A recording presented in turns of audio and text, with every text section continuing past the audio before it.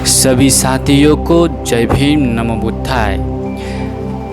Voice of Buddhism YouTube channel पे आप सबका स्वागत है। अगर ये चैनल पे आप नए हैं तो इस चैनल को सब्सक्राइब ज़रूर कर लीजिए और लोगों को शेयर कर लीजिए। दोस्तों, लगभग अयोध्या नगरी में बहुत ही बड़ी पैमाने में आज उसकी चर्चा हो रही है। क्यों ना हम अयोध्या की जो बात है वो लोगों के सामने रखने की कोशिश करें। जो अवशेष प्राप्त हो रहे हैं वो अवशेष आज के बिल्कुल नहीं है, ना वो मंदिर के अवशेष है। जब हम उस अवशेष के बारे में देखते हैं तब हमें ये पता चलेगा कि प्राचीन बौद्ध स्तूपों के नक्शी काम के लिए यूज करते हुए ये अवशेष पाए जाते हैं। जैसे कि भारतवर्ष में जहाँ कहाँ पे भी बौद्ध स्तूप है उस स्तूप के बाजू में ये स्तूप के यहाँ पर ये अवशेष प्राप्त होते हैं। आखिर ये साकेत नगरी में अयोध्या क्यों बनाई गई है, क्यों उसे अयोध्या कहा गया है, इसकी जानकारी हमें लेनी चाहिए। लगभग बौद्ध धर्म के सभी ग्रंथों में या सभी साहित्य में साकेत का नामोल्लेख होता है। ये किसी राम की जन्मभूमि है, इसका कोई भी प्रमाण आज तक मिला नहीं है। ना तो इसके कोई सबूत है, ना तो इसकी कोई जानकारी हमें प्राप्त होती है। जैसे कि दोस्तों, जब हम अपनी बात रखने की कोशिश करते हैं तभी हमें ये पता चलेगा कि अयोध्या नाम की नगरी आज नामशेष हो चुकी है। यहाँ पे जब हम देखने जाएंगे तभी हमें इसकी सच्चाई पता चलेगी। तो जैसे साकेत नगरी के बारे में हम जानने का प्रयास करते हैं तो विनय पिटक में जो विनय की निर्मित हुई है तो उस विनय में भगवान बुद्ध ने वर्षावास के समय भिक्षु को चारिका करने की पाबंदी लगाई है। ये नियम, ये जो विनय है, ये विनय की निर्मित का भी एक कारण हुआ था। उस समय श्रावस्ती में भगवान बुद्ध वर्षावास के लिए ठहरे थे और श्रावस्ती में भगवान बुद्ध के वर्षावास के लिए साकेत नगरी से बौद्ध भिक्षु वहाँ आने के लिए निकले थे, लेकिन भारी वर्षा के कारण वो वहाँ पहुँच नहीं पाए। उन्होंने कहा कि भगवान बुद्ध हमारे यहाँ से 6 योजन दूर है, फिर भी हम उनसे मिल नहीं सकते। इसका अर्थ ये होता है कि श्रावस्ती से साकेत नगरी जो थी वो 6 योजन दूर थी। जब कनिंघम ने इसके बारे में रिपोर्ट दर्ज करने की कोशिश की थी, इसको रिपोर्ट लिखने की कोशिश की थी, तो उन्होंने ये सब अपने रिपोर्ट में लिखा है। आर्कोलॉजिकल जो रिपोर्ट है, आर्कोलॉजी सर्वे ऑफ इंडिया का जो रिपोर्ट है 1862 और 1863 का जो रिपोर्ट है, उस रिपोर्ट के उस बुक में हमें पेज नंबर 317 से लेके अयोध्या का रिपोर्ट स्टार्ट होता है।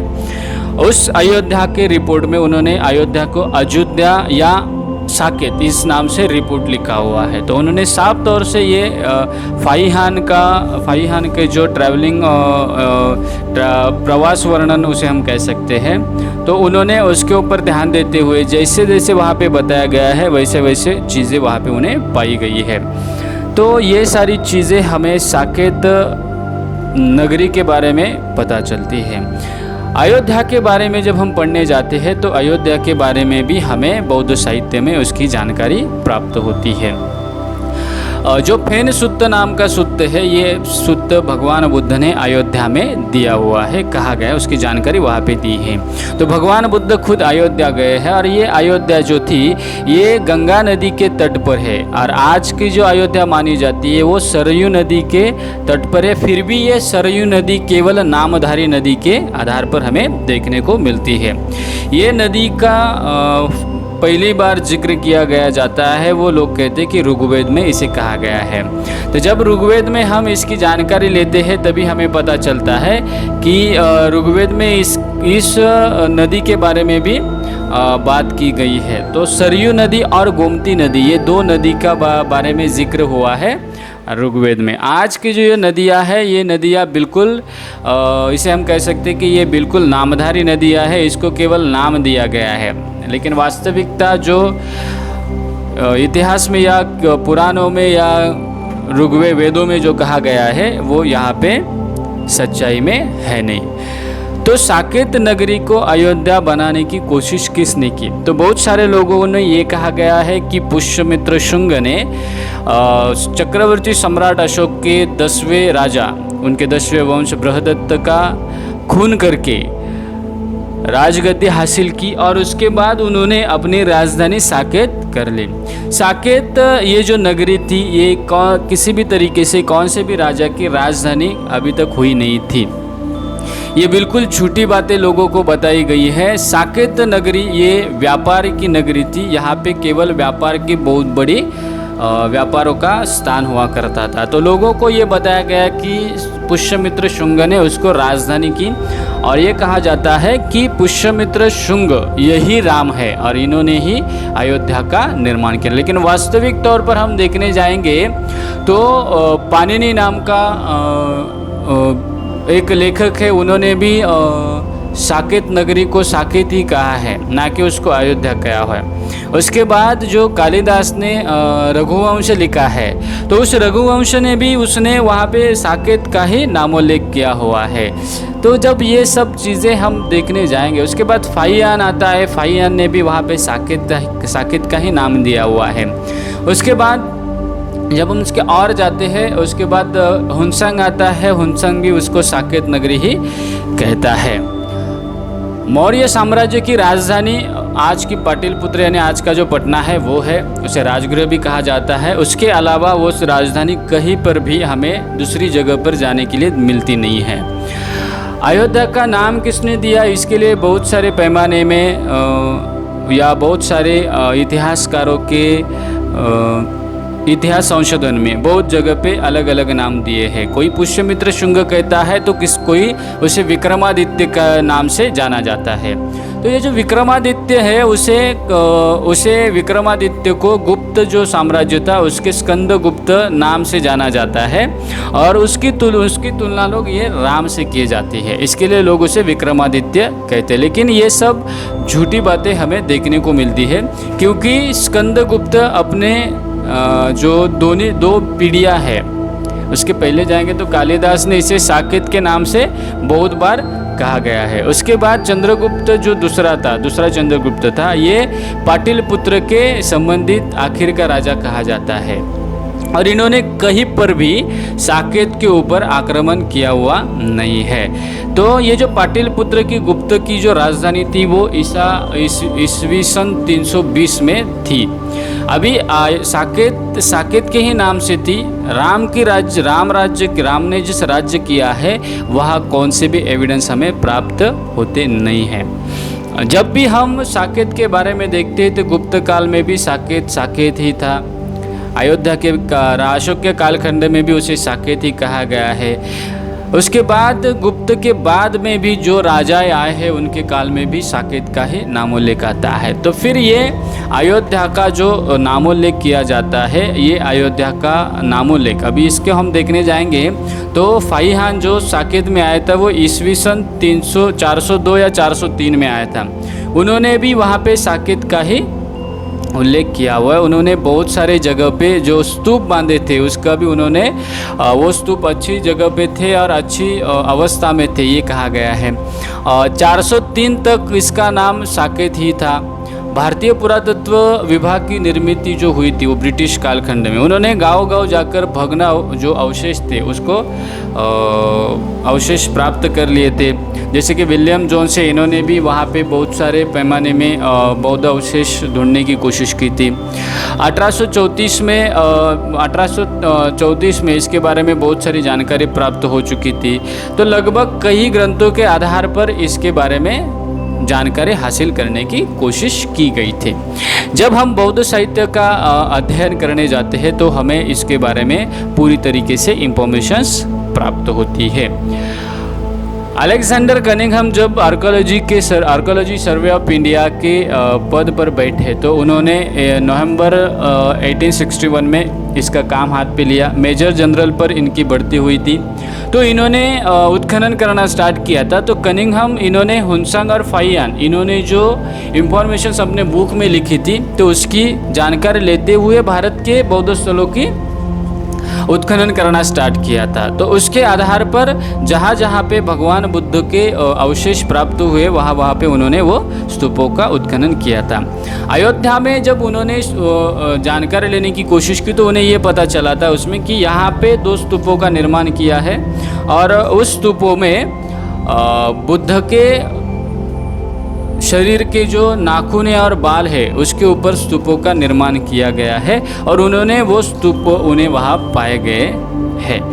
जब भारत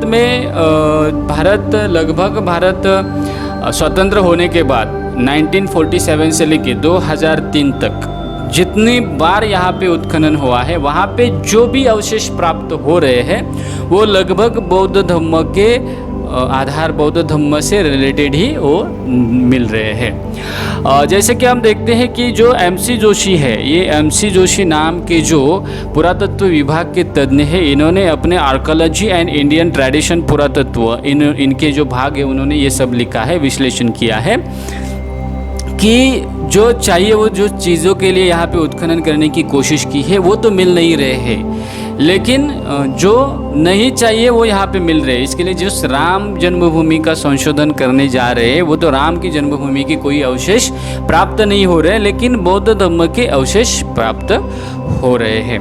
तो यहाँ पे मणि पर्वत है, कुबेर पर्वत है, सुग्रीव पर्वत है, ये जो भाग हमें देखने को मिलते हैं तो ये लगभग स्तूपों का स्तूप है यहाँ पे। तो ये सारे ईंटों से बना हुआ एक स्तूप है और इस स्तूप के अंदर उस समय कहा जाता है कि भगवान बुद्ध के अवशेष यहाँ पे थे। अभी लगभग हम जब देखने जाएंगे तो कनिंघम ने ये सब लिखकर लोगों को बताया कि ये सच में ये सारी चीज़ें यहाँ पे है। तो उनका जो 1862-1863 से हम कोशिश करेंगे तो 317 से लेके ये पार्ट चालू होता है और उन्होंने ये सब चीज़ें जो है वो 321 पेज में साफ तौर पे लिखा हुआ। आज भी आपको अगर ये बुक चाहिए तो ये बुक का आज भी इंटरनेट पे उपलब्ध है, आप उसके देख सकते हैं। अभी इन्होंने हिंदू धर्म को आगे लेने जाने के लिए बुद्ध की जो शिष्या थी उसे हरिति कहा जाता है। हरिति जो बहुत सारे लेनियों में हमें हरिति की मूर्तियाँ प्राप्त होती है, उस हरिति को इन्होंने देवी के नाम से जाना जाता है और इसे देवी का नाम से देके ये कहा गया। लेकिन बुद्ध के समय वो बुद्ध के धम्म की प्रवचन लेके बुद्ध की शिष्या के रूप से वो प्राप्त हो चुकी है। जब उस बाबरी मस्जिद के नीचे कुछ त्रिरत्न चिन्ह से अंकित मिट्टी के बर्तन प्राप्त हुए हैं, उसके बाद कई मुद्राएं प्राप्त हुई है। तो ये सारी चीज़ें हम देखने जाएंगे तो लगभग अयोध्या का जो पार्ट है, लेकिन 60 हेक्टेयर का जो भाग है, ये भाग हम अगर देखने जाएंगे तो इसका उत्खनन होना ज़रूरी है। वहाँ पे नागेश्वर मंदिर नाम का जो मंदिर है उसके अगर उसके नीचे भी कुछ उत्खनन हुआ था तो उसमें भी कुछ अवशेष प्राप्त हो चुके हैं। तो ये अनगिनत बातें यहाँ पे हमें प्राप्त होती है दोस्तों। तो जब हम इतिहास को पढ़ने जाएंगे तो ये सारी चीज़ें हमें यहाँ पे प्राप्त होती है। लगभग ये सारी चीज़ें हम आपको इसलिए बता रहे हैं क्योंकि ये सारी चीज़ें साकेत नगरी से रिलेटेड है, ना कि अयोध्या नगरी से रिलेटेड है। अयोध्या नगरी का जो भी नामोल्लेख होता है ये खुद रामायण में पढ़ने को मिलता है। रामायण में उसे ये कहा गया है कि इक्ष्वाकु वंश के जो राजा थे उन्होंने अयोध्या नगरी का निर्माण गंगा नदी के तट पर किया था। तो ये सारी चीज़ें देखने के बाद हम इस आधार पर पहुँचते कि अयोध्या आज जो अयोध्या नाम से जाना जाता है वो प्राचीन साकेत है और इस साकेत में जो भी अवशेष प्राप्त हो रहे हैं वो बौद्ध स्तूप है या बौद्ध धम्म से रिलेटेड है। तो आज जिस तरीके से अयोध्या में राम मंदिर या राम जन्मभूमि का जो प्रोपोगंडा फैलाया जा रहा है दोस्तों, तो इसलिए फैलाया जा रहा है ताकि यहाँ पे सच्चा इतिहास को नज़रअंदाज किया जाए और झूठी बातें लोगों के सामने मिल जाए। अगर सच में ये राम जन्मभूमि है तो यहाँ पे अवशेष प्राप्त होने चाहिए। ये कहा जाता है कि राम जन्मभूमि के मंदिरों का निर्माण किया था, लेकिन किसने मंदिर का निर्माण किया था इसकी जानकारी मात्र मिलती नहीं है। ये कहा जाता है कि गुप्त वंश ने यहाँ पे मंदिर का निर्माण किया था, तो कहीं पे भी गुप्त वंश का नामोल्लेख नहीं आता है कि उन्होंने अयोध्या में या साकेत नगरी में किसी मंदिर का निर्माण किया है। गुप्त के जितने सारे वंशज हैं उन्होंने बुद्ध धम्म के प्रचार और प्रसार के लिए बहुत बड़ा काम किया है। इसके बारे में हमें जानकारी प्राप्त होती है। खुद बुद्ध गुप्त नाम का गुप्त राजवंश में राजा होकर गया है। ये अनगिनत बातें हैं जो बौद्ध धम्म के आचरण प्रणाली में आए हुए लोगों का इतिहास है। फिर भी कहीं जाकर इन्होंने वैदिक धर्म ही किस तरीके से सनातन है, पुराना है, ये कहने की कोशिश की है, लेकिन खुद बौद्ध धम्म में तथागत बुद्ध ने ही किस तरीके से कौन सा धम्म सनातन होता है इसकी जानकारी दी है। तो यही एक सच्चाई है जो लोगों को सामने रखने की हम कोशिश कर रहे हैं। तो दोस्तों, अगर ये सब चीज़ें आपने सुनने के बाद आपको ये पता चलेगा कि राम जन्मभूमि को क्यों साकेत नगरी कहा जाता है, क्यों साकेत नगरी पर ये राम जन्मभूमि है, राम मंदिर थे, इसलिए जाना जाता है क्योंकि राम के जन्मभूमि का कहीं पर भी एविडेंस प्राप्त नहीं होता है। कहीं कहीं ये लोग कहते हैं कि राम का जन्म 5000 साल पूरा पहले हुआ था, राम का इतिहास 5000 साल पहले हुआ था, लेकिन उसके कई भी अवशेष प्राप्त नहीं होते हैं। अगर राम का जन्म हुआ था तो राम के जन्म का एविडेंस प्राप्त होता, उनके राजमहल का एविडेंस प्राप्त होता, उनके राज दरबार का एविडेंस प्राप्त होता, उनके राज्य की सीमाओं का एविडेंस प्राप्त हो जाता। बिल्कुल इस तरीके से कोई भी एविडेंस प्राप्त नहीं हुआ है। जहाँ जहाँ पे कथाएं लिखी है उस कथाओं में हमें ये इतिहास प्राप्त होता है। तो लगभग इस तरीके से ये सारी चीज़ें हैं, हमें इसके बारे में ध्यान से जानने की कोशिश करनी चाहिए। लगभग पूरे भारतवर्ष में हमें ये जो बौद्ध धम्म के अपनी विरासतें हैं, अपने धरोहर है, इसकी जानकारी सभी लोगों को मिलनी चाहिए। इसके लिए हम ये कोशिश कर रहे हैं कि आपको अपने धम्म की विरासत बचाने के लिए सामने आना चाहिए, आगे आना चाहिए। जहाँ जहाँ पे बौद्ध धम्म की विरासत है वहाँ पे हमें काम करना चाहिए, उस हेरिटेज को, अपने हेरिटेज को बचाने की कोशिश करनी चाहिए दोस्तों। तो इस तरीके से इस मिशन में आप सभी को सामने आना चाहिए, जुड़ना चाहिए, और इस भारतवर्ष में बौद्धों की विरासत को बचाने का ये मिशन दुनिया भर तक फैलना चाहिए, ताकि दुनिया भर में जितनी सारी बौद्ध राष्ट्र है उन्हें ये पता चले कि भारत में बौद्ध विरासत को किस तरीके से तहस नहस किया जाता है, किस तरीके से उसे मिटाया जाता है, इसकी जानकारी पूरे भारतवर्ष में मिलना चाहिए। अभी हमें पता रहेगा कि महाबोधि बुद्ध विहार का मुक्ति आंदोलन भी चल रहा है, उसको भी हमें सपोर्ट करना चाहिए। महाबोधि बुद्ध विहार भी इन लोगों के हाथों से मुक्त होना चाहिए। इसके लिए भी ये जो पूरे भारतवर्ष में बौद्ध है इन्होंने आंदोलन की ज़रूरत है। आंदोलन जो है वो आंदोलन हमें रास्ते पे नहीं तो हमें आंदोलन यंत्रणा के अंदर करना पड़ेगा। जो कानूनन व्यवस्था है उन कानूनन व्यवस्था के आधार पर हमें इस आंदोलन लड़ना चाहिए, इस आंदोलन की निर्मिति करनी चाहिए, और पूरे भारतवर्ष में हमारे जितने सारे बौद्ध अनुयायी हैं वो इसको आगे लेके जाने के लिए आगे आए और इस मिशन को सामने लोगों तक पहुंचाने के लिए ज़्यादा से ज़्यादा लोगों तक ये बातें रखनी चाहिए, लोगों को कहनी चाहिए। जितने सारे भारतवर्ष में बौद्ध अनुयायी है वो इस मिशन को जुड़ने के लिए हमारे इस वेबसाइट में जाके ये जॉइन अस का फॉर्म भर के आप इस मिशन में शामिल हो सकते हैं। तो दोस्तों, इस तरीके से अपनी पुरानी बौद्ध धर्म की, बौद्ध सभ्यता को पुनर्निर्मित करने के लिए, उसको जीवित रखने के लिए, उसका इतिहास जीवित रखने के लिए इस धरोहर को बचाना ज़रूरी है। इसके लिए आप सभी को अनुरोध है कि आप सभी प्राचीन बौद्ध लेनी संवर्धन और संशोधन के नाम से महाराष्ट्र में भी इस धरोहर को बचाने की कोशिश चल रही है। तो इस मिशन को शामिल होने के लिए ABCPR लेनी संवर्धकों की टीम यहाँ पे काम करे। तो इस धरती पर आप पूरे भारतवर्ष में संवर्धकों की एक टीम तैयार करके पूरे अपने भारतवर्ष में जितने सारे बौद्ध धरोहर है इसको बचाने की कोशिश कर सकते हैं। तो दोस्तों इसी तरीके से हम आपको नई नई जानकारी देने का प्रयास कर रहे हैं और इस प्रैक्टिकल मिशन में आप भी शामिल होकर इस आंदोलन को पूरे भारतवर्ष का आंदोलन बनाकर इसको दुनिया भर में पहुंचाने के लिए हमारा सहयोग दे दीजिए। तो दोस्तों इसी तरीके से वॉइस ऑफ बुद्धिज्म को ज़्यादा से ज़्यादा लोगों तक शेयर करें ताकि सच्ची जानकारी उनके पास पहुंच जाए, उनको ये पता चले कि किस तरीके से हमारे धरोहर को मिटाया जा रहा है, हमारे इतिहास को मिटाया जा रहा है। तो दोस्तों इतिहास को जीवित रखना ज़रूरी है, इसके लिए ये सब बातें लोगों तक पहुंचानी ज़रूरी है। तो मिलते हैं दोस्तों अगले वीडियो में नई इन्फॉर्मेशन के साथ, नई जानकारी के साथ। अगर ये वीडियो ज़्यादा से ज़्यादा लोगों तक शेयर करेंगे तभी लोगों को पता चलेगा कि किस तरीके से हमारे इतिहास को ये लोग नष्ट करने की कोशिश कर रहे हैं। तो दोस्तों मिलते हैं अगले वीडियो में, तब तक सभी को जय भीम, नमो बुद्धाय।